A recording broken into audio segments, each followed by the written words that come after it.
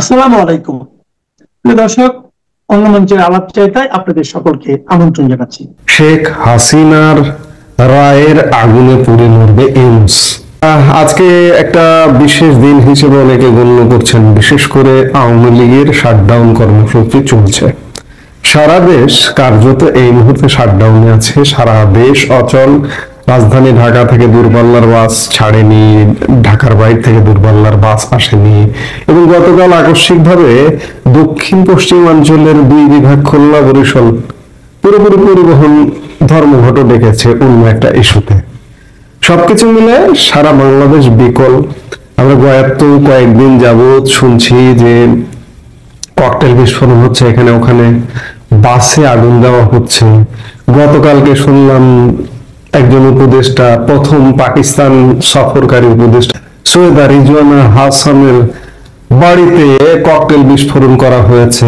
তার আগে শুনলাম ওই উপদেষ্টা ফরিদা পারভিন, ফরহাদ মাজহারের ওয়াইফ, যিনি, তাদের একটা দোকান আছে মোহাম্মদপুরে, সেই দোকানে ককটেল বিস্ফোরণ হয়েছে। এনসিপির অফিসের সামনে বারে বারে ককটেল বিস্ফোরণ হচ্ছে। গ্রামীণ ব্যাংকের অফিসের সামনে, হেড অফিসের সামনে ককটেল বিস্ফোরণ হচ্ছে। সারা বাংলাদেশের বিভিন্ন অঞ্চলের গ্রামীণের কার্যালয়, গ্রামীণ ব্যাংকের কার্যালয়ে হামলা হচ্ছে। এগুলো কি? শেখ হাসিনার রায়কে কেন্দ্র করে সারা বাংলাদেশ আসলে ডক্টর ইউনূস, শুধু ডক্টর ইউনূস বললে ভুল হবে, ডক্টর ইউনূস এবং বাংলাদেশের স্বাধীনতা বিরোধী শক্তি আগুন জ্বালিয়ে দিয়েছে। এই আগুনের শেষ কোথায়?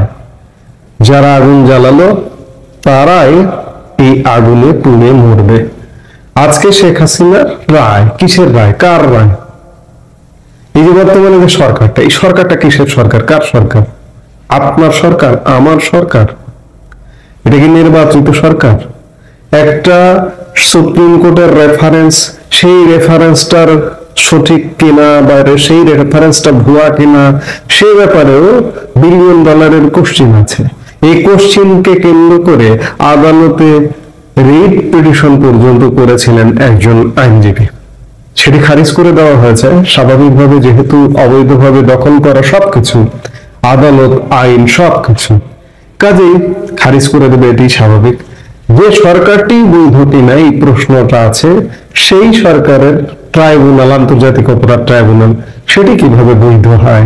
এবং সেটির জন্ম তো এই কারণে নয়, আজকে শেখ হাসিনার বিচার করা হচ্ছে। এটা 1971 সালের যুদ্ধ অপরাধী কিংবা মানবতা বিরোধী অপরাধীদের বিচার করবার জন্য এই ট্রাইব্যুনালটা। সেই ট্রাইব্যুনালটাকে নিজেদের মতো প্রতি সপ্তাহে সপ্তাহে আইন সংশোধন করে নিজেদের মতো গড়ে তুলে সেই ট্রাইব্যুনালে সাজানো গোছানো একটা রায় দেওয়া হচ্ছে। তাতে কি যায় আসে? এবং এই রায় কারা দিচ্ছে? এখানে বিচারক কারা? সব জামাতি। এই ট্রাইব্যুনালে কিন্তু জামাতের নেতাদের ফাঁসিতে ঝোলানো হয়েছিল, রায় দিয়ে ফাঁসিতে ঝোলানো হয়েছিল। এই ট্রাইব্যুনালটা পুরো ঘুরে গেছে।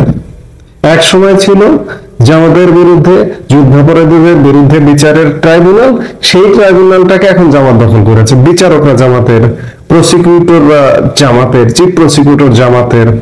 এই ট্রাইব্যুনালের সাথে যারা যুক্ত আছে তারা সবাই জামাতের। ইউনূস এক প্রকার বলা যায় যে এই ট্রাইব্যুনালটাকে জামাতের কাছে দিয়ে দিয়েছে, জামাতের একটা দলীয় আদালত হিসেবে দিয়ে দিয়েছে।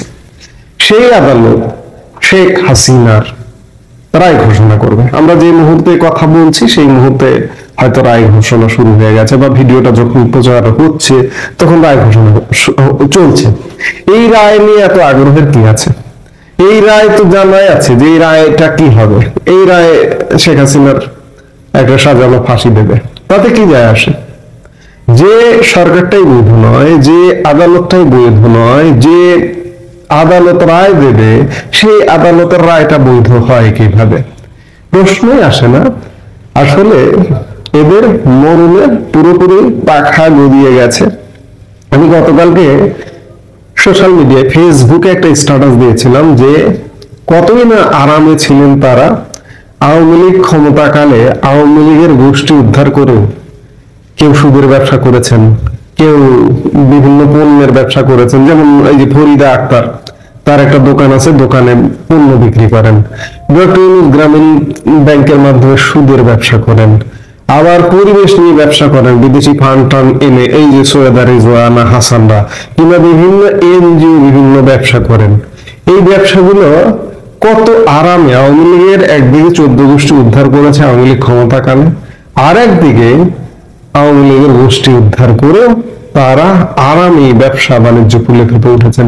শুধু এদের কথা বললে হবে না, এই যে জামাত শিবির আজকে যে মরণ কামড় দিতে বসেছে স্বাধীনতার পক্ষের মানুষজনকে, মুক্তিযুদ্ধকে, এমনকি মুক্তিযুদ্ধ নেতৃত্ব দেওয়া আওয়ামী লীগকে মরণ কামড় দিতে বসেছে, তারাও কতই না আরামে এই দেশে ব্যবসা বাণিজ্য করে খেয়েছে। ছাত্রলীগ আওয়ামী লীগের লুঙ্গির তলে ঢুকে পড়েছে, আওয়ামী লীগ সেজেছে, ওয়েস্ট কোট পরে, মুজিব কোট আমরা যেটাকে বলি, সেই মুজিব কোট পরে জামাতের লোকজন আওয়ামী লীগ সেজে, শিবিরের লোকজন আওয়ামী লীগ সেজে বসে থেকেছে। এমনকি সেই সময়ের প্রধানমন্ত্রীর গণভবন থেকে শুরু করে প্রধানমন্ত্রীর কার্যালয় পর্যন্ত সেসব জায়গাতেও এই জামাত শিবির ঢুকে বসেছিল। কতই না আরামে ছিল আসলে। এবং আরামে থেকে এই গোষ্ঠীটি ষড়যন্ত্রের জাহাজে উঠেও আওয়ামী লীগকে ষড়যন্ত্রের মাধ্যমে ফেলে দিয়ে দেশটা দখল করে ফেলেছে, এবং দখল করে আওয়ামী লীগকে জ্বালিয়ে পুড়িয়ে মারার প্রজেক্ট নিয়েছে তারা। যে আগুন জ্বালিয়েছে এই আগুনেই এই ষড়যন্ত্রীগণ পুড়ে না মরা পর্যন্ত এদের রক্ষা নাই।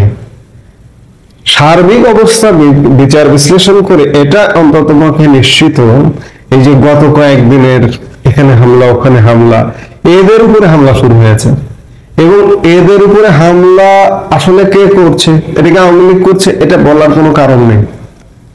এই দেশটাকে অস্থির করতে চায় কারা? জঙ্গিরা। অস্থির করে জঙ্গিরা এই মুহূর্তে তো উন্মুক্ত, বাংলাদেশে তো হামলা করছে, তারা ভারতে গিয়ে পর্যন্ত হামলা করছে। দেখুন না কি ঘটে। এই যে মুহূর্তে শেখ হাসিনার রায়কে নিয়ে তারা উল্লাস করবে, সেই মুহূর্তে ভারত না জঙ্গিদের সাহায্য করে ছেড়ে দেয় বাংলাদেশের। কারণ ভারতে ওই যে জঙ্গি হামলা, দিল্লি যে লালকেল্লা জঙ্গি হামলা, সেই হামলায় বাংলাদেশি অত্যন্ত জোরালো ভাবে পেয়েছে। ভারতীয় গণমাধ্যমে এটা ব্যাপকভাবে আলাপ আলোচনা ইতিমধ্যে হওয়া শুরু হয়েছে, হচ্ছে। জাস্ট ভারত অফিসিয়ালি প্রকাশ করা বাকি, বা ভারতীয় গোয়েন্দা সংস্থার রিপোর্টটা ভারত সরকারের হাতে দেওয়াটা বাকি। এই উল্লাসটা হয়তো উল্লাস হবে না, উল্লাসের আগেই ঘটনা ঘটে যাবে, উল্লাস করতে করতে ফুটিয়ে দেবে। কাজেই যে আগুনটা বাংলাদেশে জ্বালিয়ে দেওয়া হলো, সেই আগুনে এরা পুড়ে ছারখার হয়ে যাবে, কারণ প্রতিহিংসার রাজনীতি এরা শুরু করেছে। আমি বললাম যে আওয়ামী লীগের 14 গোষ্ঠী উদ্ধার হয়ে গেছে, উদ্ধার করা হয়েছিল, আবার ষড়যন্ত্রে সামিল হয়েছিল। আওয়ামী লীগ আসলে কিচ্ছু বলেনি, তবে আওয়ামী লীগ মনে হয় শিখলো যে কিভাবে দানব হতে হয়, কিভাবে দমন করতে হয়, ব্যবসা বাণিজ্য সব বন্ধ করে দিতে হয়। আওয়ামী লীগের যেমন ব্যবসা বাণিজ্য জীবন জীবিকা বন্ধ করে দিয়েছে, এগুলো কিভাবে বন্ধ করে দিতে হয়। এই যে ষড়যন্ত্রকারী এনজিও ব্যবসায়ীরা, সুদ ব্যবসায়ী, পরিবেশ ব্যবসায়ী, কিংবা এই যে জামাত শিবিরের বিভিন্ন ব্যবসায়ী গ্রুপ, বিভিন্ন প্রতিষ্ঠান, এগুলো যে আওয়ামী লীগের আমলেও কি আরামে চলেছে, আওয়ামী লীগকে মনে হয় শিখিয়ে দিল। কারণ আওয়ামী লীগ আসবেই, আওয়ামী লীগ ফিরবেই। আওয়ামী লীগকে কেউ যদি দাবিয়ে রাখতে চায়, এটা পারবে না আসলে।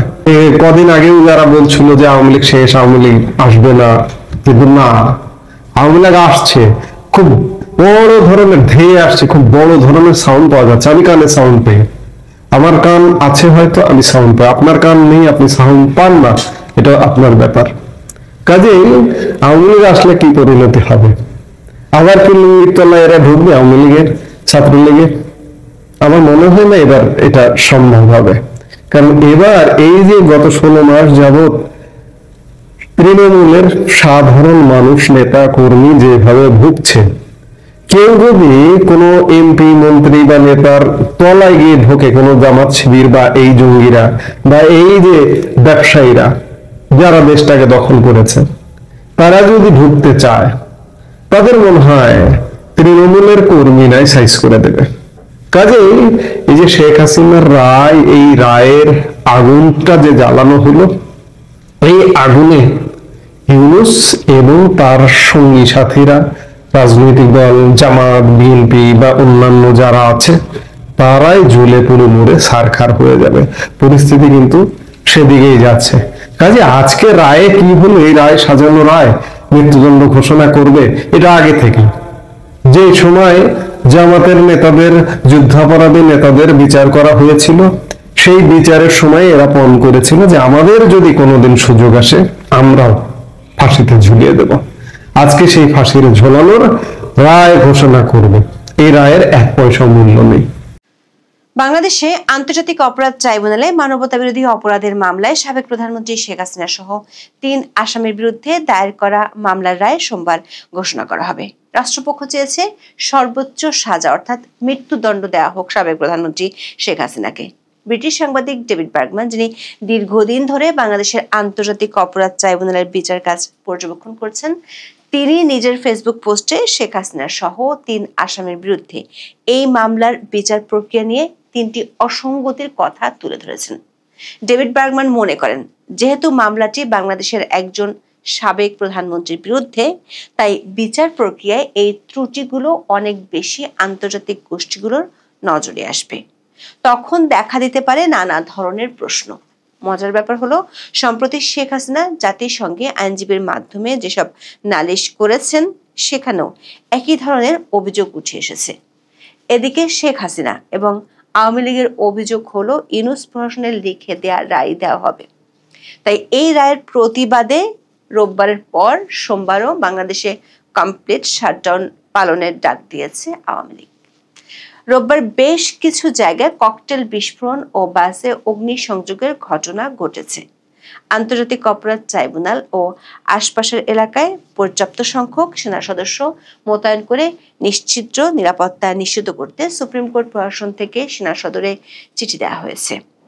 এসব কিছুকে ছাড়িয়ে নতুন করে বিতর্কের জন্ম দিয়েছে ঢাকা পুলিশ কমিশনারের একটি নির্দেশ। পুলিশ আইনের দোহাই দিয়ে যানবাহনে অগ্নিসংযোগ ও ককটেল নিক্ষেপ করতে এলে সরাসরি গুলির নির্দেশ দিয়েছেন ঢাকা মহানগর পুলিশ বা ডিএমপি কমিশনার শেখ মোহাম্মদ সাজ্জাদ আলী। 5 দিনের আগে চট্টগ্রাম মহানগর পুলিশের কমিশনার একই ধরনের নির্দেশনা দিলে সেটি নিয়ে মিশ্র প্রতিক্রিয়া তৈরি হয়। দর্শক, বাংলাদেশের পুলিশের বিরুদ্ধে বিচার বহির্ভূত হত্যাকাণ্ড এবং মানবাধিকার লঙ্ঘনের গুরুতর অভিযোগ আছে। প্রশ্ন উঠেছে, একাধিক মানবাধিকার কর্মী আছে অধ্যাপক ইউনূসের যে পরিষদে, সেই সরকার আমলে কি তাহলে পুলিশ আবারও ভয়ঙ্কর রূপেই ফিরে যাচ্ছে? বিস্তারিত জানতে চলুন যাওয়া যাক বিশ্লেষণে।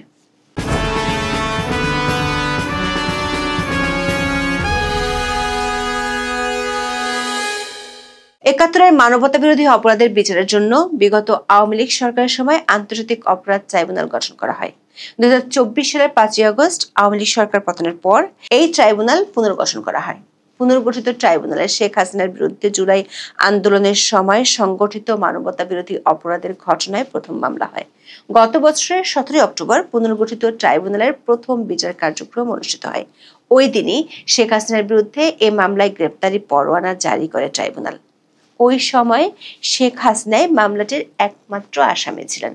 পরে এবছরের মার্চে সাবেক স্বরাষ্ট্রমন্ত্রী এবং সাবেক আইজিপিকে এই মামলায় আসামি করতে প্রসিকিউশনের করা আবেদন মঞ্জুর করেন ট্রাইব্যুনাল। এবছরের 12 মে ট্রাইব্যুনালের তদন্ত সংস্থা চিফ প্রসিকিউটরের কার্যালয়ে তদন্ত প্রতিবেদন জমা দেয়। এই মামলায় শেখ হাসিনা সহ আসামিদের বিরুদ্ধে 5টি অভিযোগ এনে প্রতিবেদন জমা দেয় তদন্ত সংস্থা। শেখ হাসিনা মাস্টার মাইন্ড, হুকুমদাতা ও সুপেরিয়র কমান্ডার হিসেবে মানবতা বিরোধী অপরাধ সংগঠিত করেছেন বলে তদন্ত প্রতিবেদনে উল্লেখ করা হয়েছে। পরে গত 1 জুন শেখ হাসিনা সহ 3 আসামির বিরুদ্ধে আনুষ্ঠানিক অভিযোগ দাখিল করে প্রসিকিউশন। এরপর নানা আইনি প্রক্রিয়া শেষে গত বৃহস্পতিবার ট্রাইব্যুনাল 17 নভেম্বর রায় ঘোষণার তারিখ নির্ধারণ করে। এই প্রেক্ষাপটে শেখ হাসিনার দল আওয়ামী লীগ অনলাইনে তাদের কর্মসূচি ঘোষণা করে। প্রসিকিউশনের পক্ষ থেকে সর্বোচ্চ শাস্তি মৃত্যুদণ্ড দাবি করা হয়েছে। অন্যদিকে শেখ হাসিনা ও আওয়ামী লীগের পক্ষ থেকে এই রায় পূর্ব নির্ধারিত বলে অভিযোগ আনা হয়েছে। দলটি 2 দিনের কমপ্লিট শাটডাউনের ডাক দিয়েছে। 16 নভেম্বর বেশ কিছু জায়গায় ককটেল বিস্ফোরণ ও বাসে অগ্নিসংযোগের ঘটনা ঘটেছে। আগুন ও হাত বোমা বিস্ফোরণের মতো সহিংস ঘটনার জেরে 4 জেলায় বিজিবি মোতায়েন করা হয়েছে। রোববার বিজিবি সদর দপ্তর এক বার্তায় ঢাকা, গোপালগঞ্জ, ফরিদপুর ও মাদারীপুর জেলায় এই মোতায়েনের খবর দেওয়া হয়েছে। আইসিটি ও তার আশপাশে নিরাপত্তা নিশ্চিত করতে সেনা মোতায়েন চায় সুপ্রিম কোর্ট প্রশাসন। গণমাধ্যমগুলোর খবরে বলা হয়েছে, সেনা মোতায়েনের জন্য ব্যবস্থা নিয়ে সেনা সদরে চিঠি দিয়েছে সুপ্রিম কোর্ট প্রশাসন। এরই মধ্যে ঢাকা মহানগরের পুলিশ কমিশনার একটি নির্দেশ দেওয়ার খবর গণমাধ্যমে ছড়িয়ে পড়লে তা নিয়ে ব্যাপক প্রতিক্রিয়া দেখা দিয়েছে। bdnews24.com এর খবরে বলা হয়েছে, যানবাহনে অগ্নিসংযোগ ও ককটেল নিক্ষেপ করতে এলে গুলির নির্দেশ দিয়েছে ডিএমপি কমিশনার শেখ মোহাম্মদ সাজ্জাদ আলী। রোববার বিকেলে ওয়্যারলেসে কমিশনার এমন নির্দেশনা দেন বলে জানিয়েছেন ডিএমপির অপরাধ বিভাগের একজন উপকমিশনার সহ 3 জন কর্মকর্তা। তবে তারা নাম প্রকাশ করতে চাননি। বিষয়টি বিডি নিউজের কাছে স্বীকার করেছেন ডিএমপি কমিশনার নিজেই। তিনি বলেছেন, ওয়্যারলেসে তিনি বলেছেন, কেউ বাসে আগুন দিলে, ককটেল মেরে জীবনহানির চেষ্টা করলে তাকে গুলি করতে। এটা পুলিশের আইনি বলা আছে। পুলিশের পক্ষ থেকে দণ্ডবিধির 96 ধারার কথা বলা হচ্ছে, যেখানে বলা হয়েছে ব্যক্তিগত প্রতিরক্ষার অধিকার প্রয়োগকালে কৃত কোনো কিছুই অপরাধ নয়। দর্শক, এই একই বক্তব্য জুলাই আন্দোলনের সময় গুলি চালানোর পক্ষে ডিফেন্স হিসেবে তখনকার সরকার ও পুলিশের পক্ষ থেকে তুলে ধরা হয়েছিল। গত সপ্তাহে চট্টগ্রামে কয়েকটি টার্গেট কিলিং এর পর দিশেহারা নগর পুলিশের কমিশনার হাসিব আজিজ অস্ত্রধারী সন্ত্রাসীদের গুলি করে হত্যার নির্দেশ দেন। গত 11 নভেম্বর দুপুরে বেতার বার্তার মাধ্যমে এই নির্দেশনা দেন সিএমপি কমিশনার। এর পরদিন সংবাদ বিজ্ঞপ্তি দিয়ে সিএমপি কমিশনারের এই সিদ্ধান্তে উদ্বেগ জানায় মানবাধিকার সংস্থা আইন ও সালিশ কেন্দ্র। সংস্থাটি বলেছে, দেশের সংবিধান যে কোনো নাগরিকের জীবনের অধিকার এবং আইনের আশ্রয় পাওয়ার নিশ্চয়তা দেয়। সন্দেহভাজন অপরাধীকেও আইনি প্রক্রিয়া ছাড়া হত্যা বা গুলি চালানোর নির্দেশ কোনোভাবেই গ্রহণযোগ্য নয়। এদিকে শেখ হাসিনার বিরুদ্ধে দায়ের হওয়া মামলাটির বিচার প্রক্রিয়া নিয়ে প্রশ্ন তুলেছেন অন্তর্বর্তী সরকারের সমর্থক হিসেবে পরিচিতরা। ব্রিটিশ সাংবাদিক ডেভিড বার্গম্যান বিগত আওয়ামী লীগ আমলে যুদ্ধাপরাধের অভিযোগে চলা মামলাগুলোর বিচার প্রক্রিয়ার কড়া সমালোচক ছিলেন। এমনকি তখন তাকে আদালত শাস্তিও দিয়েছিল। শেখ হাসিনার বিরুদ্ধে রায় ঘোষণার আগে ডেভিড বার্গম্যান নিজের ফেসবুক পোস্টে 3টি গুরুতর প্রশ্ন তুলেছেন। প্রথমটি হলো, শেখ হাসিনা ও সাবেক স্বরাষ্ট্রমন্ত্রীর অনুপস্থিতিতে বিচার নিয়ে তিনি প্রশ্ন তুলেছেন। তিনি বলেছেন, বহির্বিশ্বের কাছে অভিযুক্তদের অনুপস্থিতিতে বিচার করা একটি বিতর্কিত বিষয়। তিনি দাবি করেছেন, বর্তমানে কোনো আন্তর্জাতিক অপরাধ ট্রাইব্যুনাল এ ধরনের বিচারের অনুমতি দেয় না। তিনি লিখেছেন, এই বিষয়টি সরকার ঊর্ধ্বতনরা জানেন। এমনকি বেশ কয়েকজন ব্যক্তি সরকারকে পরামর্শ দিয়েছিলেন যে হয় মামলাটি হেগের আইসিসিতে পাঠানো হোক, কিংবা যদি অনুপস্থিতিতে বিচার করা হয় তাহলে অভিযুক্তদের বিশ্বাসযোগ্য ডিফেন্স নিশ্চিত করার জন্য অনুপস্থিতিতে বিচারের ক্ষেত্রে আইনের বিধানগুলো সংশোধন করা উচিত।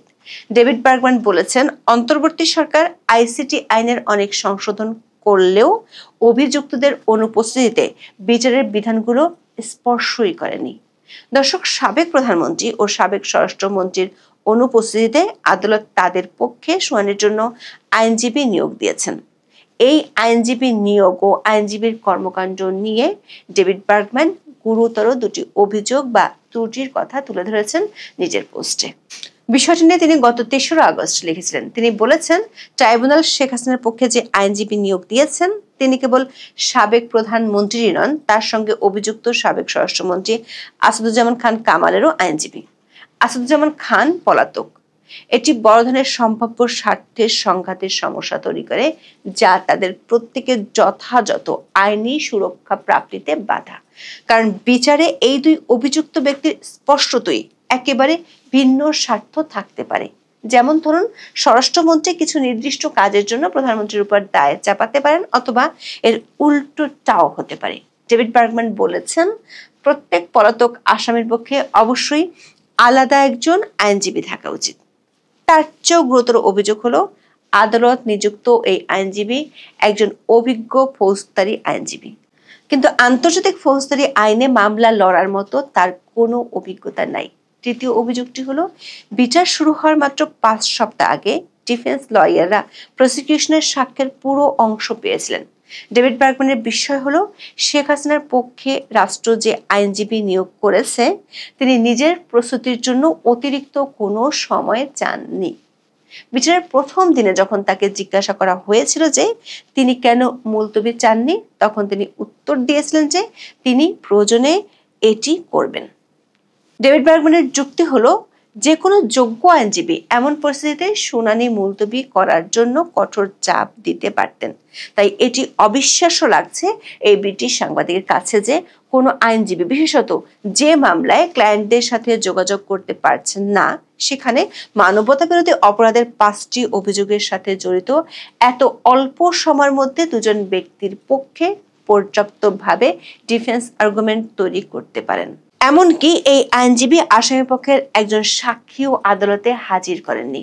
ডেভিড বার্গম্যানের আশঙ্কা এই ত্রুটিগুলো আন্তর্জাতিক ক্ষেত্রে এই বিচার প্রক্রিয়ার স্বচ্ছতা নিয়ে প্রশ্ন তুলতে পারে।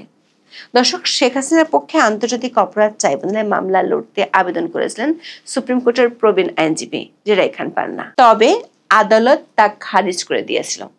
আন্তর্জাতিক অভিজ্ঞ আইনজীবী নিয়োগের চেষ্টাও হয়েছে, সেটিও সফল হয়নি। আওয়ামী লীগের পক্ষ থেকে জাতিসংঘের কাছে এই বিচার নিয়ে যে অভিযোগ করা হয়েছে সেটি হলো শেখ হাসিনাকে নিজের পছন্দ মতো আইনজীবী নিয়োগের সুযোগ দেওয়া হয়নি। দলটির দাবি ট্রাইব্যুনাল বা রাষ্ট্র নিজেদের পছন্দ মতো বিবাদী পক্ষের আইনজীবী নিয়োগ করেছে। এসব আইনজীবী নিয়োগে আসামি শেখ হাসিনার সম্মতি নেওয়া হয়নি। এটি একটি বৈশ্বিক নীতির লঙ্ঘন। যে কোনো অভিযুক্ত ব্যক্তির নিজের আইনজীবী বেছে নেওয়ার অধিকার রয়েছে। জাতিসংঘের দায়ের করা নালিশে বলা হয়েছে মামলাটি পরিচালিত হচ্ছে অস্বাভাবিক দ্রুততায় এবং প্রস্তুতির জন্য আসামিপক্ষকে যথেষ্ট সময় দেওয়া হয়নি। জেরা ও প্রতিরক্ষার সুযোগ সীমিত করা হয়েছে। বিবাদী পক্ষের আবেদনগুলো দ্রুততার সঙ্গে খারিজ করা হয়েছে। আওয়ামী লীগের দাবি কিংবা আইসিটির পর্যবেক্ষকদের যতই মত থাকুক না কেন, সোমবার আদালত রায় ঘোষণা করবে। এখন দেখার বিষয় সেই রায় কি হয় এবং আওয়ামী লীগ সেই রায়ের প্রেক্ষিতে কি প্রতিক্রিয়া দেখায়। এখন এই পর্যন্ত, সবাই ভালো থাকুন।